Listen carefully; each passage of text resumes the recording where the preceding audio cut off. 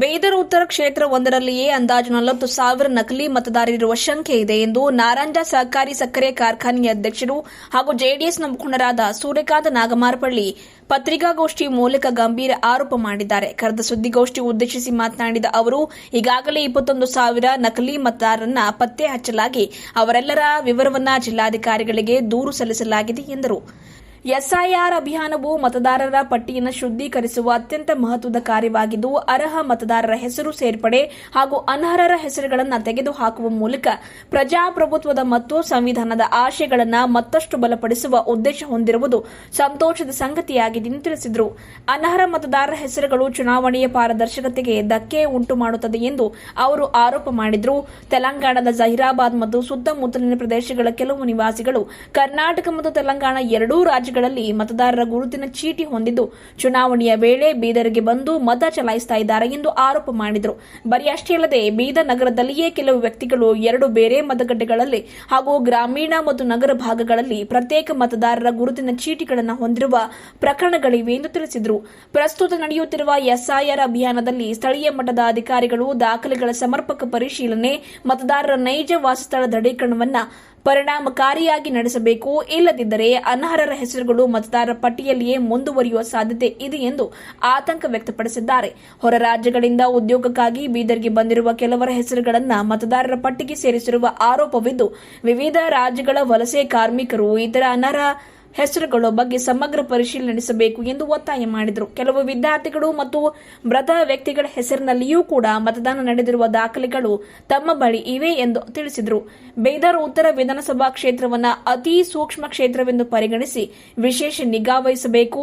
SIR ಅಭಿಯಾನವನ್ನು ಪಾರದರ್ಶಕವಾಗಿ ಜಾರಿಗೊಳಿಸಿ ಅನರ್ಹ ಮತದಾರರ ಹೆಸರುಗಳನ್ನು ತೆರವುಗೊಳಿಸುವ ಮೂಲಕ ಶುದ್ಧ ಮತದಾರರ ಪಟ್ಟಿಯನ್ನು ಸಿದ್ಧಪಡಿಸಬೇಕು ಎಂದು ನಕಲಿ ಮತದಾರರ ಹೆಸರುಗಳನ್ನು ಮತದಾರರ ಪಟ್ಟಿ ಶಾಶ್ವತವಾಗಿ ತೆರವುಗೊಳಿಸಬೇಕಾದರೆ ಆಧಾರ್ ಕಡ್ಡಾಯಗೊಳಿಸಬೇಕು. ಅದರಲ್ಲೂ ಬಯೋಮೆಟ್ರಿಕ್ ಪದ್ಧತಿ ಕಟ್ಟುನಿಟ್ಟಾಗಿ ಜಾರಿಯಾಗಬೇಕು ಎಂದು ನಾಗಮಾರಪಳ್ಳಿ ಈ ಮೂಲಕ ಆಗ್ರಹ ಮಾಡಿದ್ದಾರೆ.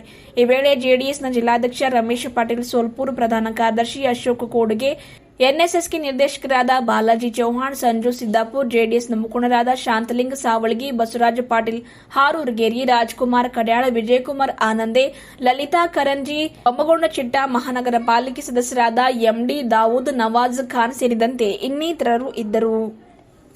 ಡಬಲ್ ಐಡಿಸ್, ಟ್ರಿಪಲ್ ಐಡಿಸ್ ಮಾಡಿದ್ದಾರೆ. ಬೇರೆ ರಾಜ್ಯದವರಿದ್ದಾರೆ. ಯಾಕಂದ್ರೆ ಪಕ್ಕದಲ್ಲೇ ಡಿಸ್ಟ್ರಿಕ್ಟ್ ಹೆಡ್ ಕ್ವಾರ್ಟರ್ ಇರೋದ್ರಿಂದ ಪಕ್ಕದಲ್ಲೇ ತೆಲಂಗಾಣ 1 ಕಿಲೋಮೀಟರ್ದಲ್ಲಿದೆ. ಅಲ್ಲಿನ ವೋಟರ್ಸ್ ಕೂಡ ಇಲ್ಲಿ ಇದ್ದಾರೆ. ಆಧಾರ್ ಯಾವಾಗವರೆಗೂ ಲಿಂಕ್ ಆಗೋದಿಲ್ಲ, ಅಲ್ಲಿವರೆಗೂ ಕಡ್ಡಾಯವಾಗಿ ಇನ್ನ ಸಿಗೋದಿಲ್ಲ. ಇಲ್ಲೇ ನೋಡಿ, ಒಬ್ಬೊಬ್ಬರದು ಒಂದೇ ಹೆಸರಲ್ಲಿ ಇದೆ. ಹೆಸರು ಒಂದೇ, ಎಪಿಕ್ ನಂಬರ್ ಬೇರೆ, 2 ವೋಟರ್ ಐಡಿ ಇದೆ. ಇದು ತಗೊಳ್ಳಿ, ಇವ್ರ ಹೆಸರು, ಇವ್ರು ತಗೊಳ್ಳಿ, ಇವ್ರು ಏನ್ ಅನ್ಬೋದು, ಇವ್ರು ಜಗದೇವಿ ಅಂತ ಇವ್ರ ವೋಟರ್ ಲಿಸ್ಟ್ ಹೆಸರು. ಇದು ನೋಡ್ಬೋದು, ತಾವು ಕೂಡ ನೋಡ್ಬೋದು. ಇವ್ರು ಈ ತರ ಒಬ್ಬೊಬ್ಬರದು fake voters, double voters, triple voters, ಈ ತರ ನಾವೇ ಒಂದು 20,000ಕ್ಕೂ ಹೆಚ್ಚು ನಾವು ಹಿಡಿದಿದ್ದೀವಿ. ಇನ್ನ 40,000ಕ್ಕೂ ಹೆಚ್ಚಿದೆ ಅಂತ ನಮಗೆ ಶಂಕೆ ಬಂದಿದೆ. ಸತ್ತೋದವರು, ತೀರೋದವರು ಸುಮಾರು 4,500 ಜನದ ಮೇಲೆ ವೋಟರ್ಸ್ ಇದೆ. ಇಲ್ಲಿ ಮುನ್ಸಿಪಾಲಿಟಿ ಥ್ರೂ ಇದ್ರ ಥ್ರೂ ಅವ್ರು ಹಿಡಿದು ತಗೋಬೇಕು. ಆದ್ರೂ ಕೂಡ ಮೊನ್ನೆ ಚುನಾವಣೆಯಲ್ಲಿ ಒಬ್ರು ಮುನ್ಸಿಪಾಲಿಟಿ ಕಾರ್ಪೊರೇಟರ್ ಹಾಕಿದ್ರು, ಕೋರ್ಟಿಂದ ಆದೇಶ ಆಯ್ತು. ಇವಿಎಂ ಮಷಿನ್ ತೆಗೆದ್ರೆ ಅವ್ರ ಡೆತ್ ಸರ್ಟಿಫಿಕೇಟ್ ಕಾಪಿ ಕೊಟ್ವಿ, ಆದ್ರೆ ಅವ್ರು ವೋಟ್ ಹಾಕಿದ್ರು. ಆ ತರ ಪರಿಸ್ಥಿತಿ ಇಲ್ಲಿದೆ. ಅಂಟಿಲೇನಲ್ಲೇಸ್ ಇಲ್ಲ, ಕಡ್ಡಾಯವಾಗಿ ಆಧಾರ ಲಿಂಕ್ ಆಗೋದಿಲ್ಲ, ಬಯೋಮೆಟ್ರಿಕ್ ಮತ್ತೆ ಫೇಶಿಯಲ್ ಎಕ್ಸ್ಪ್ರೆಷನ್ ಆಗೋದಿಲ್ಲ. ಇಲ್ಲಿ ನಾವು ಪ್ಯೂರಿಫೈಡ್ ವೋಟರ್ ಲಿಸ್ಟ್ ಸಿಗಕ್ಕಾಗೋದಿಲ್ಲ. ಪ್ರಜಾಪ್ರಭುತ್ವದ ಬೆನ್ನೆಲುಬಾಗಿರಕ್ಕಂತ ಮತದಾರ ಪಟ್ಟಿ ಶುದ್ಧಿ ಇರಲಿಲ್ಲ ಅಂದ್ರೆ, ಶುದ್ಧಿ ಆಗಲಿಲ್ಲ ಅಂದ್ರೆ ಬಹಳ ಕಷ್ಟ ಆಗ್ತದೆ.